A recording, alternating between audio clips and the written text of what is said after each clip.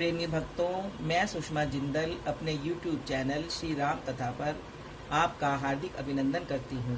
कल हमने गोस्वामी तुलसीदास कृत रामचरितमानस की कथा प्रथम सोपान बालकांड से दोहा 8 तक श्रवण की। आज हम इससे आगे की कथा श्रवण करेंगे, तो चलिए कथा में प्रवेश करते हैं। मेरा भाग्य छोटा है और इच्छा बहुत बड़ी है, परंतु मुझे एक विश्वास है कि इसे सुनकर सज्जन सभी सुख पावेंगे और दुष्ट हंसी उड़ावेंगे। किंतु दुष्टों के हंसने से मेरा हित ही होगा। मधुर कंठ वाली कोयल को कौवे तो कठोर ही कहा करते हैं। जैसे बगुले हंस को और मेंढक पपीहे को हंसते हैं, वैसे ही मलिन बुद्धि वाले दुष्ट निर्मल वाणी को हंसते हैं। जो ना तो कविता के रसिक हैं और ना जिनका श्री रामचंद्र जी के चरणों में प्रेम है, उनके लिए भी यह कविता सुखद हास्य रस का काम देगी। प्रथम तो यह भाषा की रचना है, दूसरे मेरी बुद्धि भोली है, इससे यह हंसने के योग्य ही है। हंसने में उन्हें कोई दोष नहीं है। जिन्हें ना तो प्रभु के चरणों में प्रेम है और ना ही अच्छी समझ ही है, उनको यह कथा सुनने में फीकी लगेगी। जिनकी श्रीहरि भगवान विष्णु और श्रीहर भगवान शिव के चरणों में प्रीति है और जिनकी बुद्धि कुतर्क करने वाली नहीं है, जो श्रीहरि हर में भेद की या ऊंच नीच की कल्पना नहीं करते, उन्हें श्री रघुनाथ जी की यह कथा मीठी लगेगी।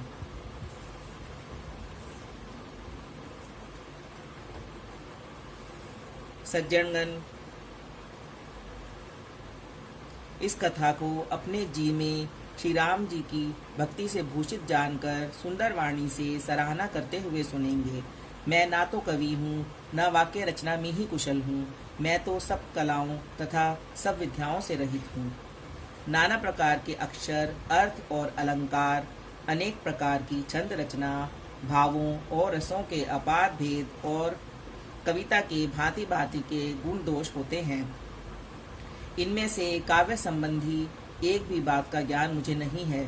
यह मैं कोरे कागज पर लिखकर शपथ पूर्वक सत्य सत्य कहता हूँ। दोहा 9। मेरी रचना सब गुणों से रहित है।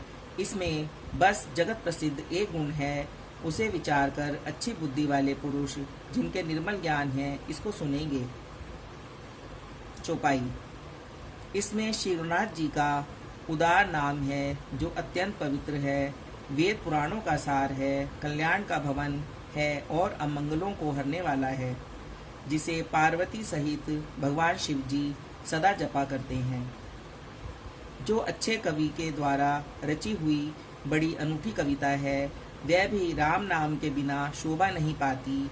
जैसे चंद्रमा के समान मुख वाली सुंदर स्त्री सब प्रकार से सुसज्जित होने पर भी वस्त्र के बिना शोभा नहीं देती, इसके विपरीत कुकवि की रची हुई सब गुणों से रहित कथा को भी राम के नाम एवं यश से अंकित जानकर बुद्धिमान लोग आदर पूर्वक कहते और सुनते हैं, क्योंकि संत जन भोरे की भांति गुण ही को ग्रहण करने वाले होते हैं।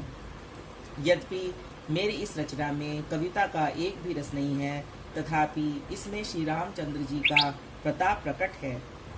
मेरे मन में यही एक भरोसा है, भले संग से भला किसने बड़प्पन नहीं पाया। धुआं भी अगर के संग से सुगंधित होकर अपने स्वाभाविक कड़वेपन को छोड़ देता है। मेरी कविता अवश्य भद्दी है, परंतु इसमें जगत का कल्याण करने वाली राम कथा रूपी उत्तम वस्तु का वर्णन किया गया है। इससे यह भी अच्छी ही समझी जाएगी।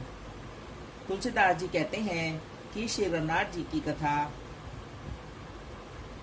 कल्याण करने वाली और कलयुग के पापों को हरने वाली है। मेरी इस भद्दी कविता रूपी नदी की चाल पवित्र जल वाली नदी गंगा जी की चाल की भांति टेढ़ी है। प्रभु श्री रघुनाथ जी के सुंदर यश के संग से यह कविता सुंदर और सज्जनों के मन को भाने वाली हो जाएगी। शमशान की अपवित्र राख भी श्री महादेव जी के अंग के संग से सुहावनी लगती है और स्मरण करते ही पवित्र करने वाली होती है। दोहा 10 का।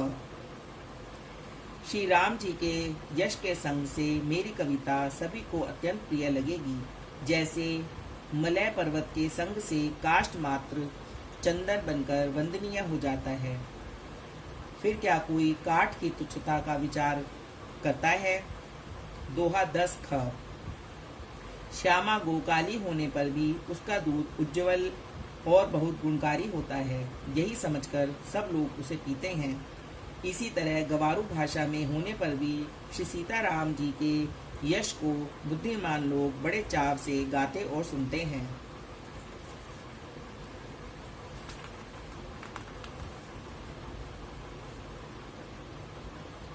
मणिमाणिक और मोती की जैसी सुंदर छवि है, वह सांप, पर्वत और हाथी के मस्तक पर वैसी शोभा नहीं पाती। राजा के मुकुट और नवयुवती स्त्री के शरीर को पाकर ही ये सब अधिक शोभा को प्राप्त होते हैं।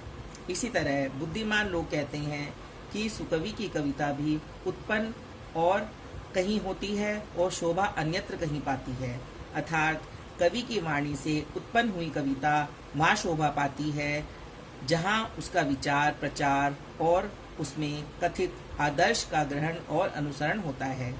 कवि के स्मरण करते ही उसकी भक्ति के कारण सरस्वती जी को ब्रह्मलोक छोड़कर आना पड़ता है।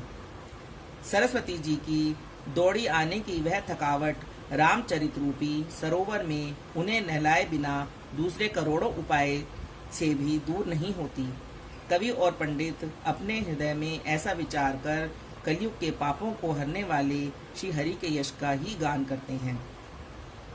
संसार मनुष्यों का गुणगान करने से सरस्वती जी सिर धुनकर पछताने लगती हैं कि मैं क्यों इनके बुलाने पर आई।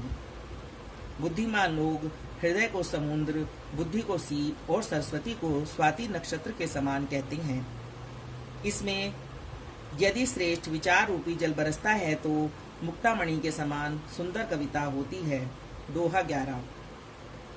उन कविता रूपी मुक्तामणियों को युक्ति से बेध कर फिर रामचरित रूपी सुंदर तागे में पिरोकर सज्जन लोग अपने निर्मल हृदय में धारण करते हैं, जिससे अत्यंत अनुराग रूपी शोभा होती है। वे अत्यंतिक प्रेम को प्राप्त होते हैं।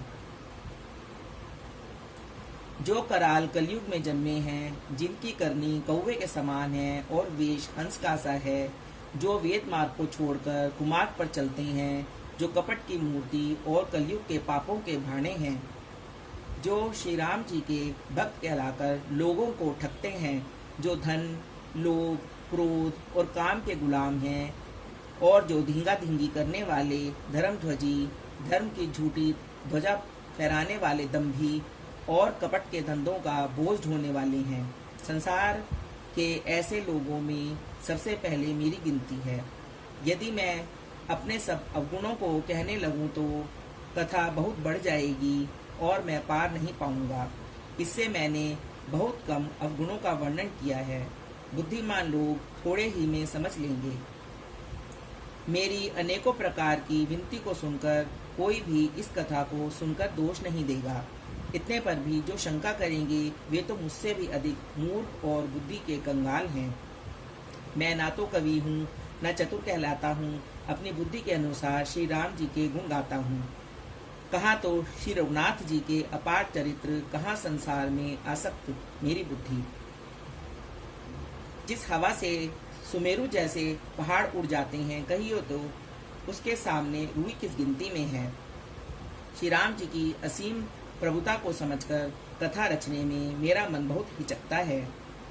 दोहा 12।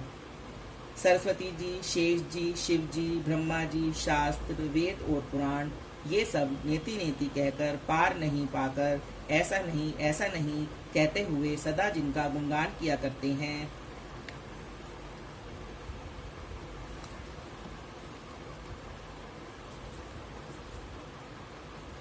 यद्यपि प्रभु श्री रामचंद्र जी की प्रभुता को सब ऐसी अकथनीय ही जानते हैं, तथापि कहे बिना कोई नहीं रहा।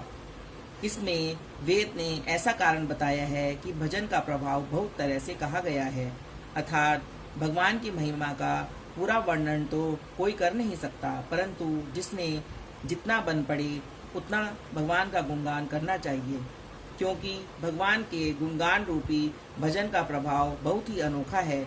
उसका नाना प्रकार से शास्त्रों में वर्णन है थोड़ा सा भी भगवान का भजन मनुष्य को सहज ही भवसागर से तार देता है। जो परमेश्वर एक है, जिनके कोई इच्छा नहीं है, जिनका कोई रूप और नाम नहीं है, जो अजन्मा सच्चिदानंद और परम धाम है और जो सब में व्यापक और विश्व रूप हैं, उन्हीं भगवान ने दिव्य शरीर धारण करके नाना प्रकार की लीला की है। वह लीला केवल भक्तों के हित के लिए ही है, क्योंकि भगवान परम कृपालु हैं और शरणागत के बड़े प्रेमी हैं, जिनकी भक्तों पर बड़ी ममता और कृपा है, जिन्होंने एक बार जिस पर कृपा कर दी उस पर फिर कभी क्रोध नहीं किया। वे प्रभु श्री रघुनाथ जी गई हुई वस्तु को फिर प्राप्त कराने वाले, गरीब निवाज, दीन बंधु, सरल स्वभाव, सर्वशक्तिमान और सबके स्वामी हैं। यही समझकर बुद्धिमान लोग उन श्री हरि का यश वर्णन करके अपनी वाणी को पवित्र और उत्तम फल, मोक्ष और दुर्लभ भगवत प्रेम देने वाली बताते हैं। उसी बल से महिमा का यथार्थ वर्णन नहीं, परंतु महान फल देने वाले भजन समझकर भगवत कृपा के बल पर ही मैं श्री रामचंद्र जी के चरणों में सिर नवाकर श्री रघुनाथ जी के गुणों की कथा कहूँगा। इसी विचार से वाल्मीकि, व्यास आदि मुनियों ने पहले हरि की कीर्ति गाई है। भाई, उसी मार्ग पर चलना मेरे लिए सुगम होगा। दोहा 13। जो अत्यंत बड़ी श्रेष्ठ नदियां हैं, यदि राजा उन पर पुल बांध देता है तो अत्यंत छोटी चींटियां भी उन पर चढ़कर बिना ही परिश्रम के पार चली जाती हैं। इसी प्रकार मुनियों के वर्णन के सहारे मैं भी श्री रामचरित्र का वर्णन सहज ही कर सुनूंगा। जय गुरुदेव, जय सिया राम। आज की कथा को हम यहीं पर विराम देते हैं।